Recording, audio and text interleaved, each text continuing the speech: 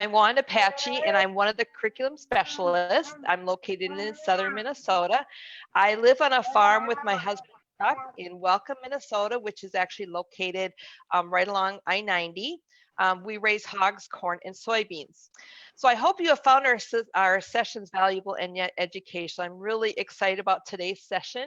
We truly hope that you're able to take what you've learned here and incorporate it back into your classrooms. So I'm going to introduce the people that are with us today just briefly. We have Sue and Carrie, who are from our St. Paul office, Minnesota Ag in the Classroom. We also have Ann Vogt, Tony Duwalter, and Sarah Cushel, which are our other curriculum specialists, and also host Mark and Sarah Hewitt and Lauren Bigler. And we'll talk to them a little bit later. Also, a special thank you to our special guests that will be with us during the breakout session. So we will have Erin Rupp of Pollinate, Minnesota, and Ping Hanze of the Minnesota Landscape Arboretum. And she'll be also in another breakout session. So how today will work is going to be a little bit different than what we've done in the past. We are actually going to be covering two topics, honey and crops. During session one, we will be visiting the Mark and Sarah Hewitt farm to learn about Sweet Cheeks Honey, their Sweet Cheeks Honey business.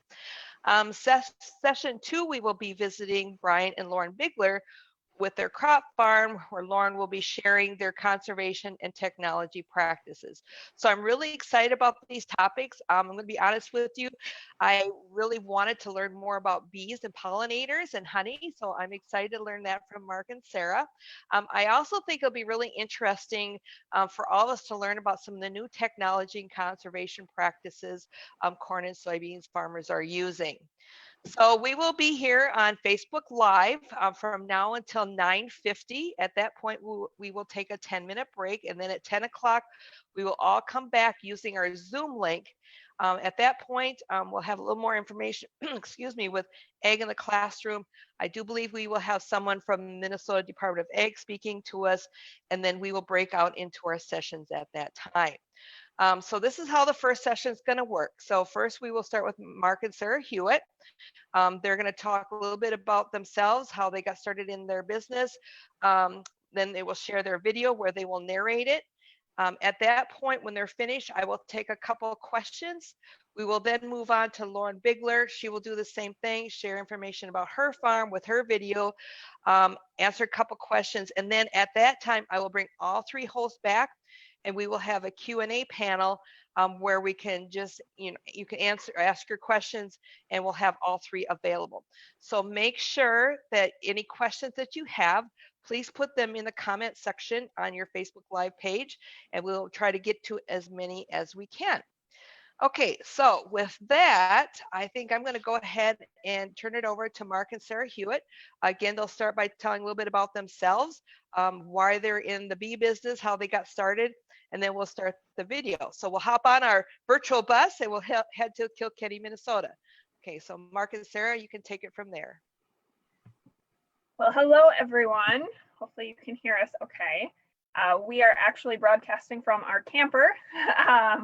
We are camping right now, and I think there's better Wi-Fi here in our campground than there is back home in our very rural area.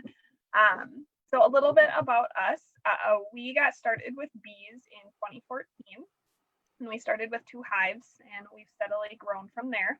And we actually were living in town when we started, and we actually attended a beekeeping seminar at the university, or from the University of Minnesota. We have a 10-month-old as well, sorry. But we attended a beekeeping seminar from the University of Minnesota that was actually held at the Minnesota State Fair in the horticulture building. And we were just kind of fascinated with bees ever since then. Mark was like, I'm gonna do it. This is what I'm gonna do. So we kind of jumped in and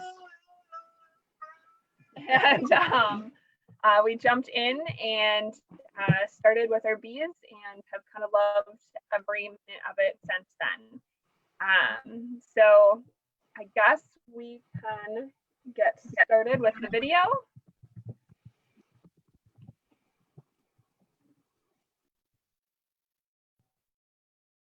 All right, so think we're good. Okay, so this is our little humble farm site. We purchased our farm about 4 years ago, so we've been out there. So we were actually beekeeping while in town, while we lived in town, and then we moved out to the farm. All of our bees are out on our farm right now, so all of our hives are located where we live. We have done some beekeeping pollination in the past. We have a couple local apple orchards in our area that we've done some pollination for. And we have had our bees at a variety of sites as well. We have a friend who farms watermelons, and so they've been out there too. But this is going out back to where our apiary is. Apiary is just another name kind of for where your bees are. So they are out back in our woods. We planted about 10 acres. You can see what we're driving through right now. Into kind of a pollinator friendly hay mixture. So there's a lot of clovers in there, a lot of blooms all summer long, which is really nice. And it's nice having them back here on the farm because it's really easy for us to take care of them and do all of our hive checks because we check our hives about every 10 days. They get a check. So when we go to do our hives, one of the first things that we do is we suit up. And we have special beekeeping suits that we wear, and they protect us from getting stung. So we do the full suit, and then we do a veil, and we also do gloves, and the gloves are leather, so they are pretty thick, so that helps protect us. So here you can just see that we're kind of getting geared up and getting ready to do those hive checks. And when we check our hives, we typically start with smoking our hives. So when beehives are smoked or when you use a smoker, it's kind of up in the air as to what it actually does. Some say that it masks the pheromones, so the bees won't signal that there's an intruder in their hives. Some say that it basically just, if you get stung, it won't be venom in the stinger, so it won't hurt as much. And some say that it just gives bees munchies, so it kind of dives them back down deep into the hive so they can start eating. But it just basically calms the bees a little bit, makes them a little easier to work with. So we're not getting bees flying into our face and things like that. It just calms them down a little bit. So in the background, you can see our hive toolkit, basically like a toolbox, and that's what we bring out to the hives with us. So this is a picture of one of our hives. So he's just removing a pollen patty. When bees are in Minnesota, as they begin, that pollen patty kind of keeps them basically fed until we have blooms here in Minnesota. Because Minnesota, we don't have a lot of blooms right away in the spring. So that's why we say leave your dandelions, don't mow your grass. You can tell everybody you're feeding the bees. Leave your dandelions because those are the first blooms that our bees feed off of. We put 9 frames in a box. Technically you can do 10, but as you can see, it gets a little bit hard to do some wiggling in there.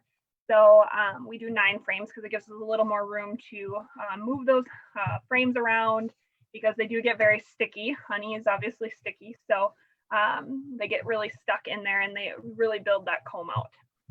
So when we go into hives, we're checking for a variety of things. And like I said, we do hive checks about every 10 days. Talk about what we check.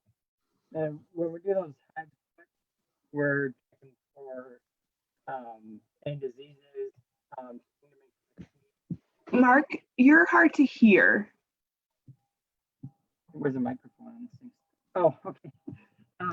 When we do the hive checks, we're just going in to check for any diseases of the hive. See that the queen is still there, still laying eggs. See what the brood pattern looks like if the larvae are dying off before they emerge. Just generally for anything that looks wrong, so that if there is something, we can correct it before it gets too bad and the hive doesn't survive. Because there is a lot of pests and diseases that can bother beehives. So they do take a lot of management to try and keep ahead of the sicknesses that they can get. So in this next frame here that we're pulling out, you're going to be able to see what happens when a hive maybe needs to requeen itself or something happened to the queen where they start rearing a new queen. So you're going to be able to see some queen cells what that looks like. So if you want to hit pause, right there. Yep. So right there where they're pointing, that is a queen cell. So what that means is that the hive, Mark, you're still really hard to hear. that means that the hive, can you hear me now? Not Yeah. really. I don't know why you keep when you talk, it's really hard to hear, but Sarah, I can hear really clearly. Maybe I need to move over.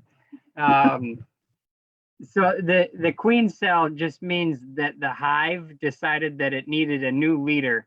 And so that's created by the worker bees. They just choose a fresh egg and build the queen cell around it. And the way they raise a queen is by feeding it a different diet than the rest of the larva, basically. The queens will get royal jelly instead of just bee bread, which is basically pollen and honey mixed together. So the royal jelly is what makes it into a new queen. And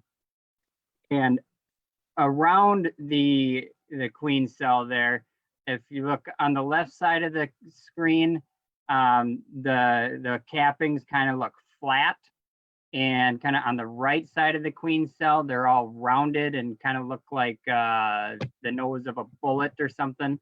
The flat capped cells are female bees, they're worker bees. So they'll come out and be the ones gathering the pollen and the nectar for honey.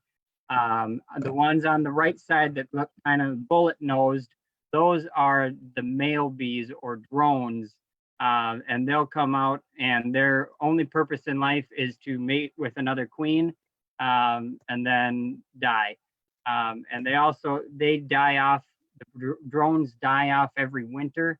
When it gets cold and they know winter's coming, they kick them all out of the hive to protect and make sure to be able to feed the queen and the rest of the workers to survive through to spring. You can hit play again.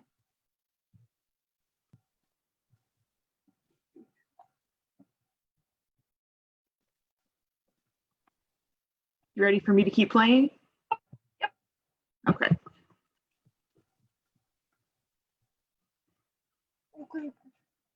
So yeah, so like Mark said, this hive could have requeened for many reasons. They didn't like the queen, she wasn't laying enough eggs. The queen could have died for some reason. So there's many reasons that a hive might start rearing a new queen. But that's one of the things that we check for when we check our hives. The other thing is to check brood patterns, check whether or not they need supers added. So you'll see that in a little bit here. You'll see where the queens are, or where the hives are getting very, very active, and then we're going to add super frames, and super frames are the honey frames. So in Minnesota, we try to leave 2 deep boxes. So those are 2 bottom boxes per hive to overwinter them. So they have feed stores all winter. And then the super frames, we put a queen excluder on so she can't go up and lay eggs into the top half of the hive where we take our honey from, because you don't want eggs in your honey.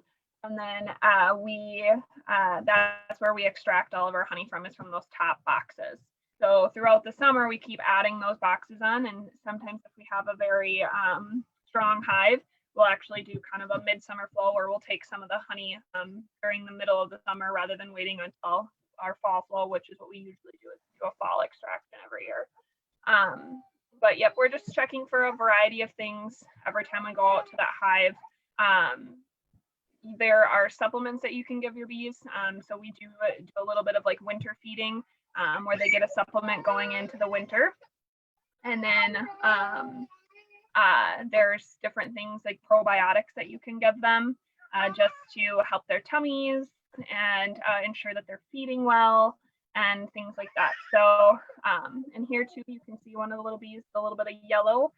Those are his pollen or her pollen pouches. And those pollen pouches are where they collect the pollen to bring back into the hive. So it's kind of fun because you can see what they've been feeding off of. because they are, the color of their pouches basically is what makes them, or that's what they've been feeding on, is based upon the color of their pouches. So it's kind of fun. You can see probably some dandelions or what that one's feeding off of here. You can hit play again.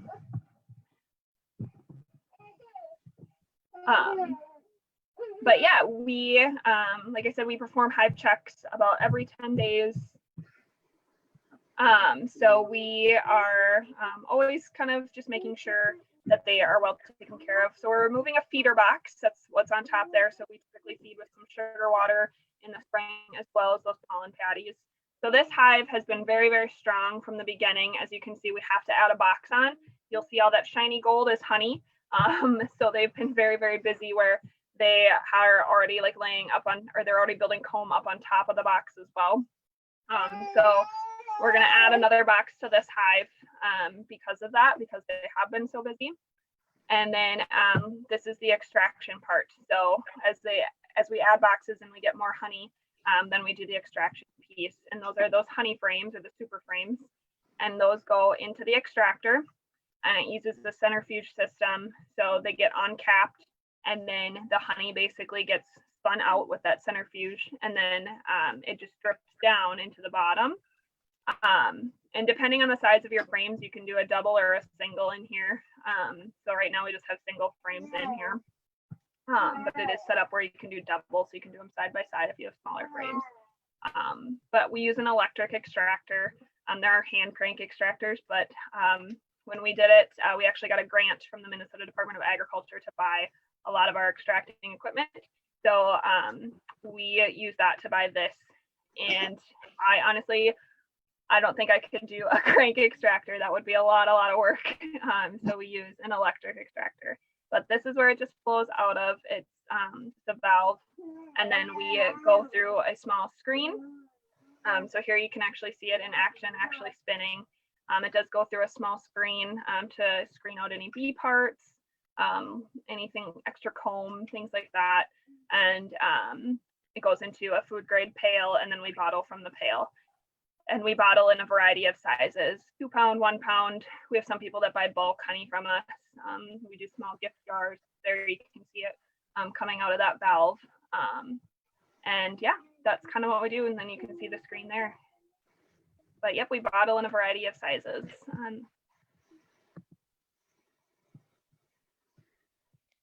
All right, thanks a lot, Sarah and Mark. That was wonderful. And as no surprise to me, we do have a number of questions. So we'll start, we'll get a couple in, and then we'll wait for the rest later. So the first question comes from Karen. She wants to know, how many queens do you have? So that's a great question. There is 1 queen for every hive. So it varies from year to year on how many hives we have, but there's only ever 1 queen to a hive. If you end up with 2 queens we'll just say by accident, sometimes that means there's an old queen and then they're rearing a new queen. The queens actually will fight to the death, or some of the workers will kill off one of the other queens depending on which queen they want to be queen of their hive. So there can only ever be 1 queen. Okay. Sam would like to know, what do you think of the Hive Tap products that breaks the wax combs? The Hive Tap products? Right. Mark, you want to? Yeah, we can't hear you. I'm guessing what you're Perfect. talking about is the Flow Hive, where Okay. you only have to you twist a couple handles from the back side and it flows out. I've never personally tried it, so I can't say whether it works or not. My thoughts is that it would breed poor beekeeping because you don't have to go in and check and look at the bees. You just kind of sit there and wait for them to do their thing. But then again, like I said, I've never tried it, so I'll reserve judgment until I do. Okay. All right. Thanks, Mark. Let's see. We're going to sneak in just one more, and this is from Kim, And I'm thinking she's going back to what she saw in the hives there. She goes, and what about the ones that have a milky, almost covered cell? She's asking about those. I think those were the larvae you were seeing. So the cells get capped at a certain time in the development of the larvae. So if it wasn't capped and you saw kind of a really creamy, pearly white, that was just the top of the larvae that hadn't developed enough to become a capped brood. They get capped when they start to do a metamorphosis, which means they turn from the larvae to basically a baby bee. So that just wasn't as old of an egg. Okay, all right, good. Okay, so where can people find your honey and your products? Yep. So we do all direct market. So you can order online through our website, which is just sweetpeachhoney.com. You can follow us on Facebook.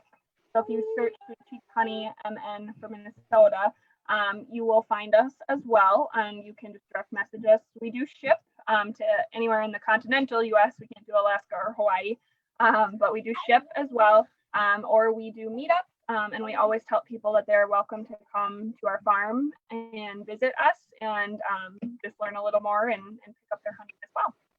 Okay, do you go into schools at all? I'm going to just ask.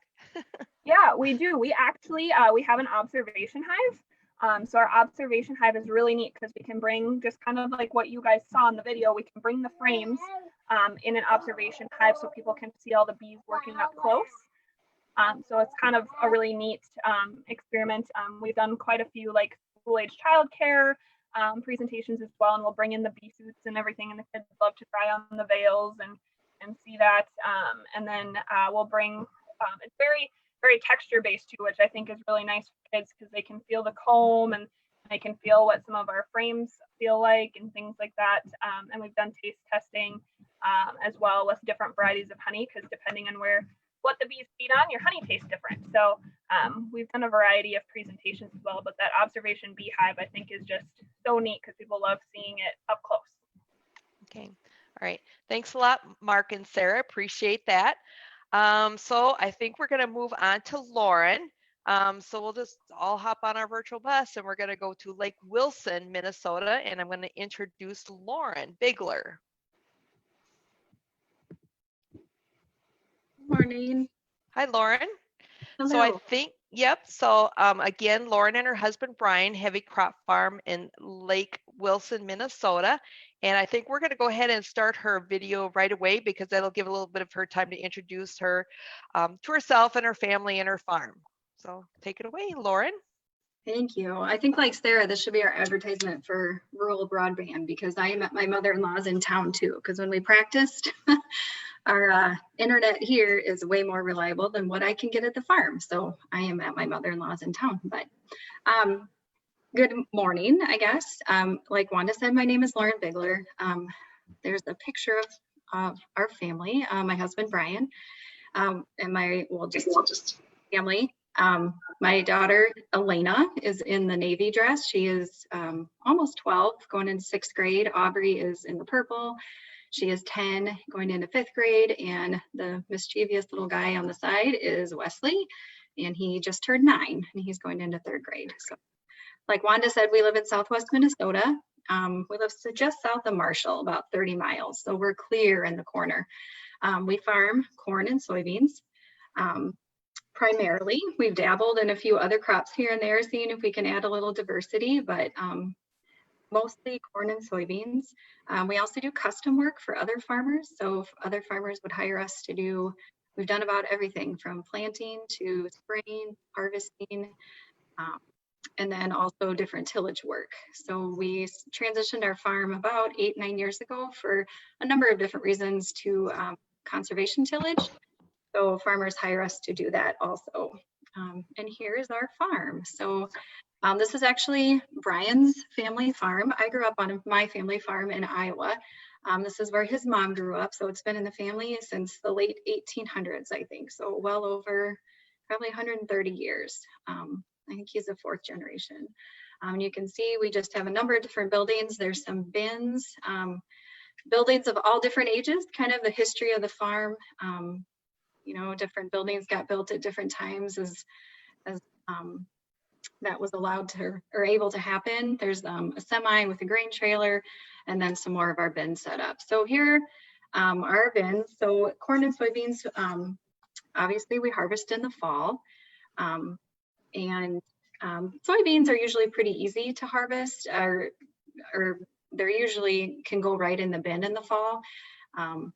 They usually dry down pretty well in the field, so we can harvest them and usually put them right in the bin, and they'll stay pretty well over the winter.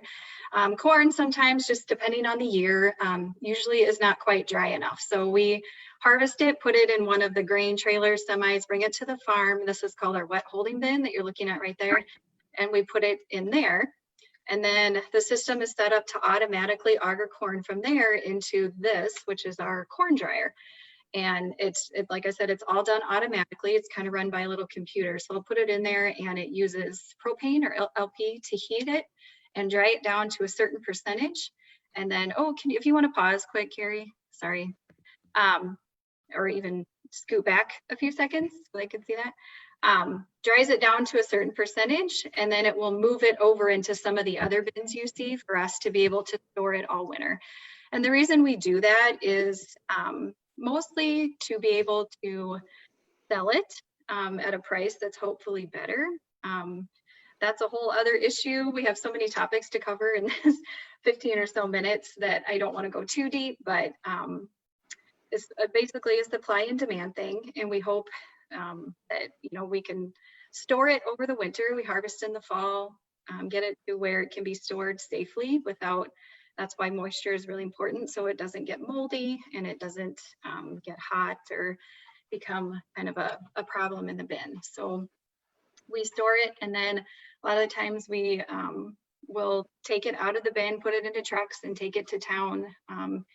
It can be in the winter, throughout the winter, spring, and summer. They actually just finished hauling out our crop from last year in the past couple weeks. So it's just a way to hopefully sell our crop at a higher price later in the fall. Obviously, all the crop is coming in, and it's a kind of a time issue also. If we wouldn't get the crop out in a very timely manner if we were sitting waiting for trucks to return from town. So this way we can take it to the farm. If it needs to be dried and get it in the bin, and we can keep moving kind of all day long. So that's a few reasons why you'll see bin setups around the country, kind of in grain dryers and stuff. There's a number of different reasons, but storage, hopefully selling at a higher price, and then kind of efficiency is another one. So, okay, thank you. You can keep going. Here, the buildings we saw on the farm earlier. So I always love this. Brian's father and his brother have always had a hobby of restoring old tractors and old equipment. So I just think it's kind of neat to see how far we have come. So this is all equipment that used to be used on farms, and they enjoy fixing it up. Old grain trucks, you can see that's what we used to haul grain in. You saw a picture of our other semi and trailer that we use now. And it's kind of cool because we still use some of the tractors to run augers or do other odds and ends. If you want to pause quick, Carrie, this is a really short part. This is the only livestock you will see on our farm besides cats and dogs. And I guess our kids have rabbits too. We got 5 pigs in April for 4-H projects for our kids. So we do not have livestock on our farm. Again, this is the only thing, but it's been a lot of fun to see the kids work with these and learn a little bit of responsibility and a lot about pigs. And Brian and I are learning too. So it's been kind of a fun thing. We have Hamlet, Hercules, Mr. Bacon, Abraham, and Honey Ham. So the kids it's been quite an education for them and for us. So it's been fun. Okay, thanks, Gary. Only 5, that's enough for now. Okay, we'll move on to, this is just west of around the yard.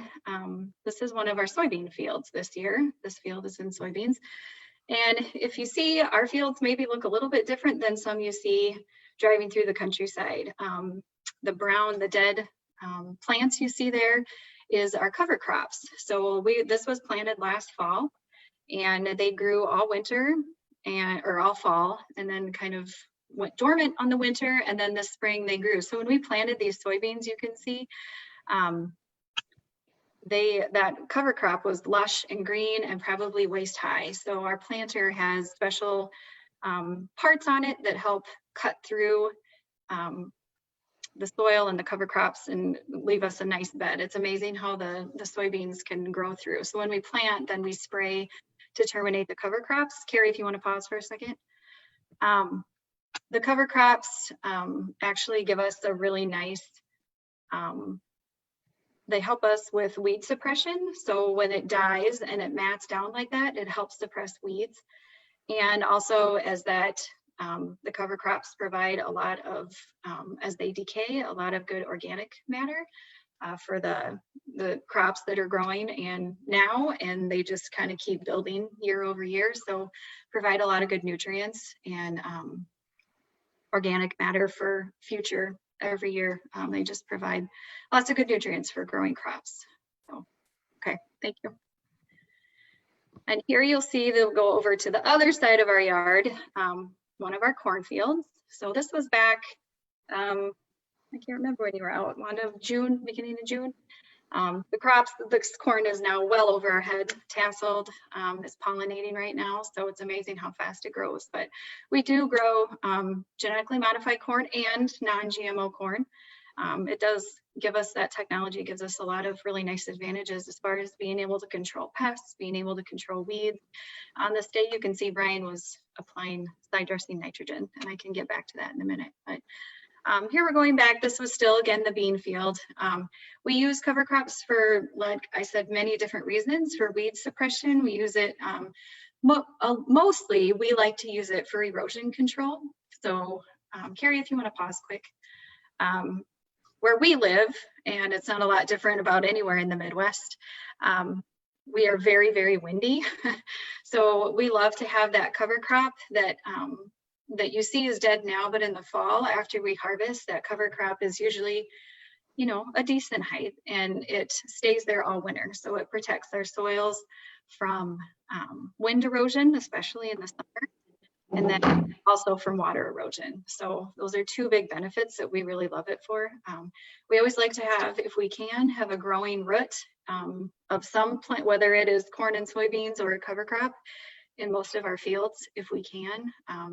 There's many different reasons for soil structure to control erosion, to help with water infiltration, which is when it rains, is how fast that soil can take the water into the soil instead of wash off the top. So, and part of fields that where the video is paused here, so that is kind of a conservation method that we use to help preserve our soils.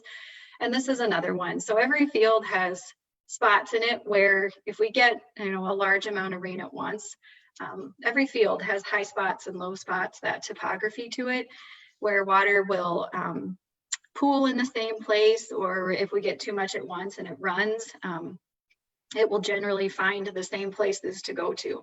So that generally leads to, again, quite a bit of erosion. So we have spots like you can see here where we put in grass waterways, and that just helps, you know, it's part of the field where we aren't planting a crop and getting a crop, but there's definite advantages. We don't want to see that soil and all of its nutrients leave our field and enter waterways either. So it's more beneficial for everyone if we can get a really nice grass waterway established. You can go ahead, Gary. Established there to benefit both the environment and us. It doesn't do us any good if we have a spot that's highly erodible. The crop in that area of the field probably wouldn't be that great anyway. So if we could even get it to grow. So just one of the ways you see those in a lot of fields around. So before we saw the old machinery, here is our new. So in the corner there is what we use today on the farm. That's our combine. This is our planter. It's a 24-row planter, and you can see there's a ton of technology on this thing. It's amazing. I'm always in awe that they get it to run and that it breaks down as least frequently as it does. If you want to pause it quick again. So here, this is our full-time employee, Josh, in the cab of one of our tractors, and he is working with, we have monitors like this in most of our equipment, and we use, so we also utilized an agronomist. We work with an agronomist from an agronomy company. And we are always collecting data from our fields. We collect harvest data in the fall. And then one of the agronomist's job is to also do soil sampling.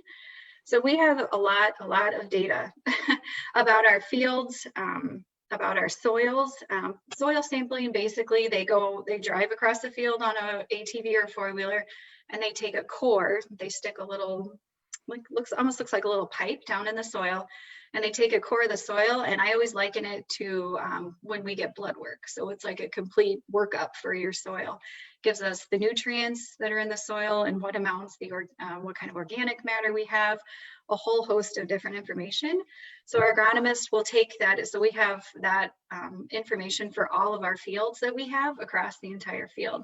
So he will take that information plus like our harvest data every year, and we can do really cool things with that. So these monitors will help control that. Well, it allows us to be a lot more precise and to be a lot more efficient with how we farm. So we can grow the best crop that we can with the least amount of input. So we call it variable rating. So places in the field where it's more productive or less productive, we can kind of vary where we put how many seeds we plant per acre. We can vary how much fertilizer we use per acre.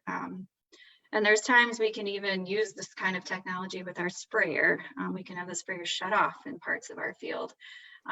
This is how we are able to do a lot of those really cool things. So this is very important to what we do to try to continue to be able to do a better job year after year. So, okay, go ahead.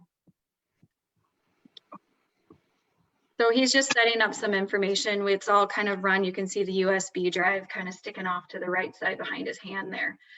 That's what our agronomist gives it and gives us, and we put in the monitors, and that's what, if you want to pause quick, that's what controls all of the tractors and the equipment about like how it varies across the field as you go across. And here, like I said before, Brian, is on this day that Wanda was at the farm, we were side dressing, and it's side dressing, but nitrogen. So nitrogen is a very essential nutrient to a healthy corn crop. So we divide up the amount of nitrogen that we give our cornfields every year to different times during the year. Some farmers choose to do it all at once, and we choose to break up our applications to maybe some in the fall. We usually do it when corn is about this big in the spring, and then sometimes we give another shot, about the Brian just did give another shot of nitrogen a few weeks ago. And the reason we do that is to try to use a little bit less at a time and give it to the corn or the growing plants at the time they really need it. And being able to use a little bit less at a time also, hopefully, and the plant takes it and uses it all up, but hopefully it doesn't leave a whole lot of excess in the soil that could possibly be leached or run off again into water sources. So, okay. So that's what he was doing this day, was addressing nitrogen in the corn. And another part of technology, we couldn't do this without auto steer. So that was another one of the monitors is auto steer is definitely a big thing. A little bit to the right or left, you're taking out an entire corn row with some of that equipment. So that's very important to us. And here's our water trailer.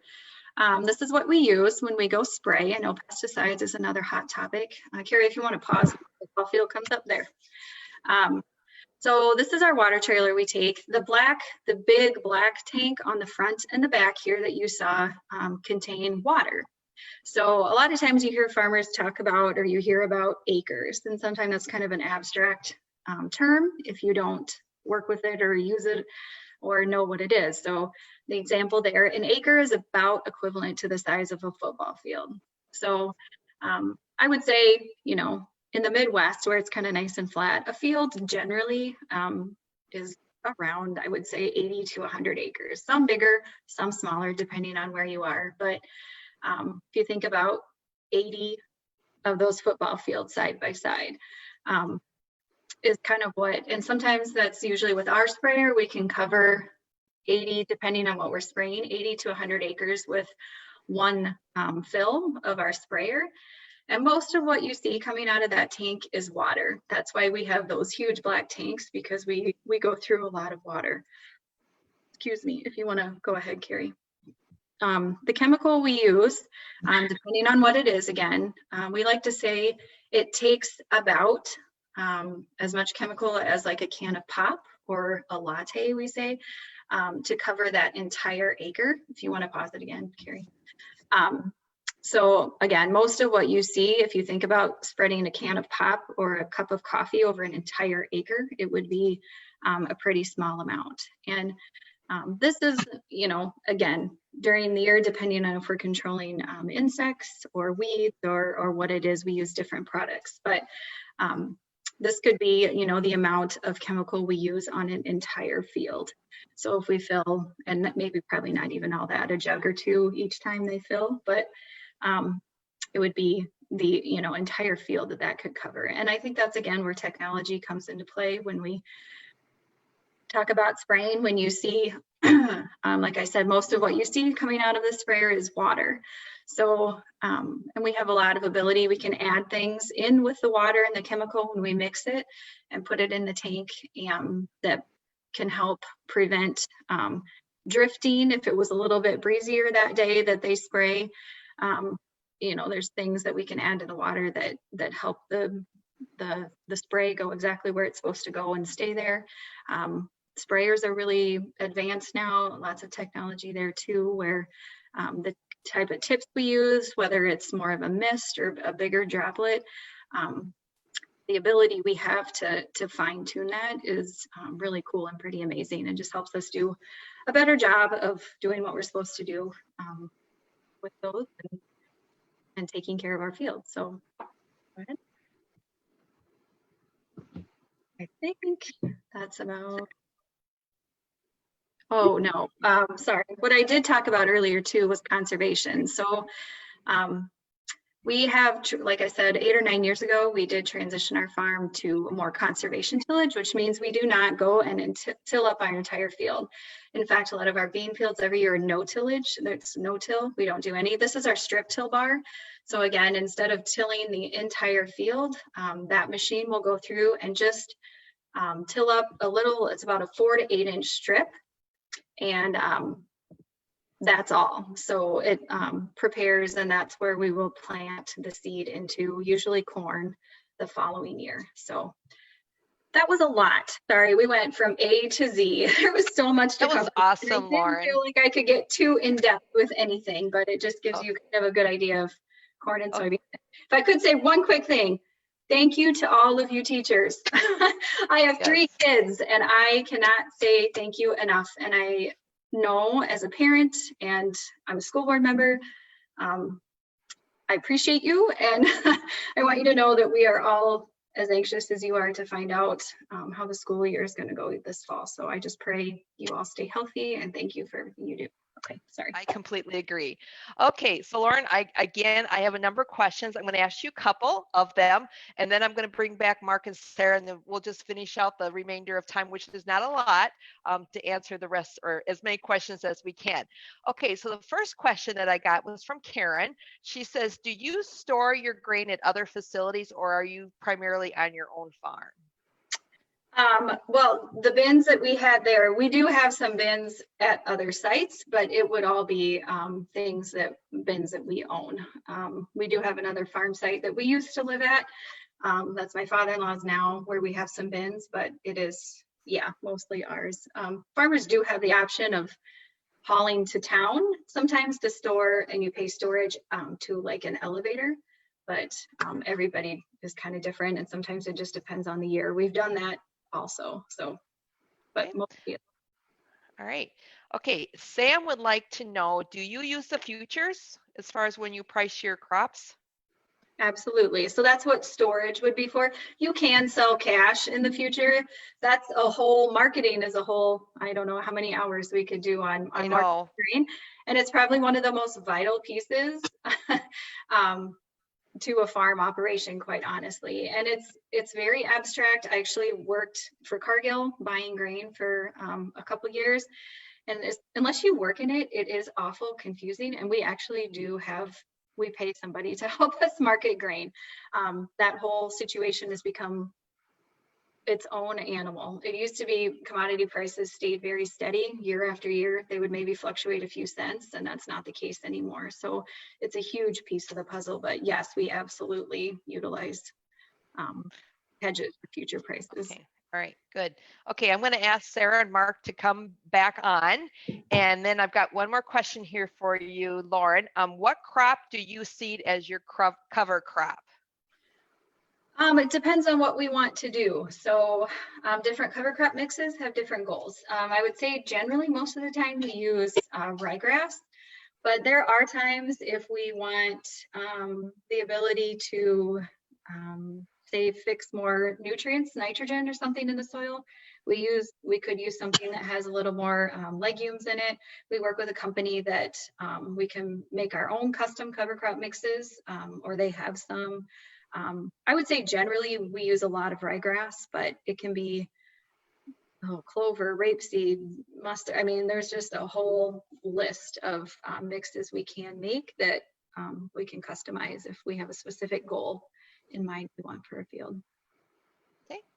All right. Mark and Sarah, from Kim, will you allow the new, as far as like the new queen, what do you do? I mean, do you keep the old queen there or not? Maybe you talked about that earlier, but maybe you just want to expand on that a little bit more as far as the new queens. We pretty much let the hive do what the hive thinks is best. They've been raising new queens and keeping their hive going for thousands of years, so I don't presume to know better than they do. Generally, I won't even notice unless I'm in the hive in the couple of days between when a new queen emerges and the old one disappears. Generally, I won't even notice. They look a lot alike. The only time I really notice is if it's a queen that I bought. They're generally marked with a paint pen so we can find them easily. And if all of a sudden that marked queen is gone and there's a new queen that is not marked, then I'll know that they've superseded and raised a new queen. Okay. All right.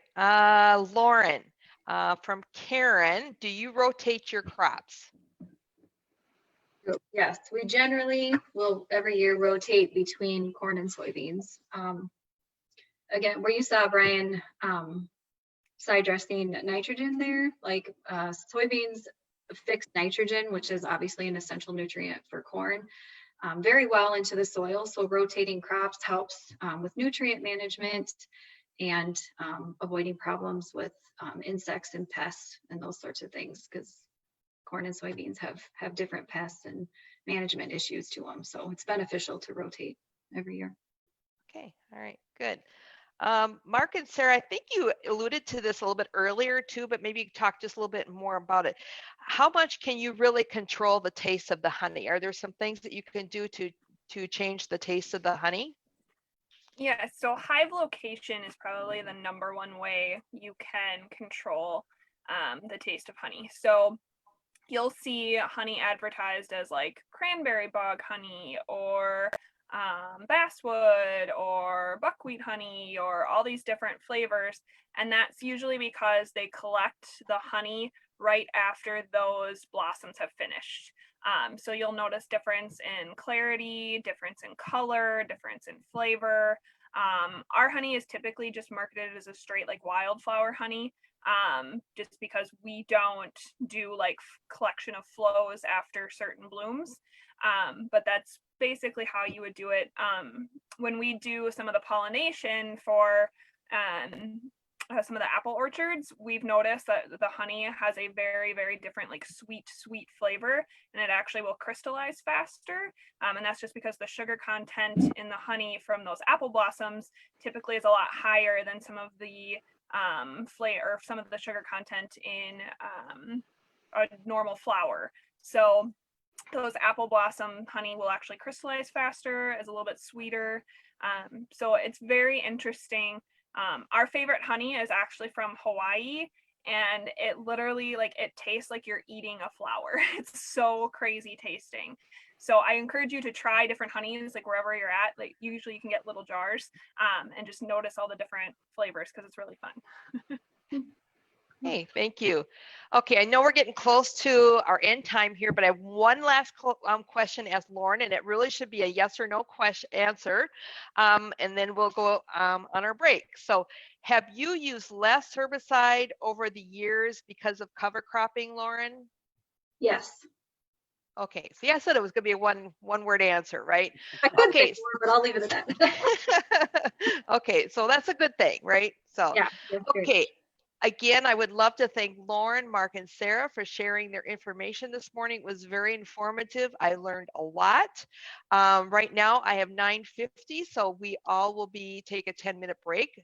I want everybody to come back here at 10 o'clock using your Zoom link, and then we'll go into our breakout sessions. And again, if there were some questions that you had that you weren't able to have answered, you can also ask the expert in your breakout session. So we'll see you all in about 10 minutes. Thank you.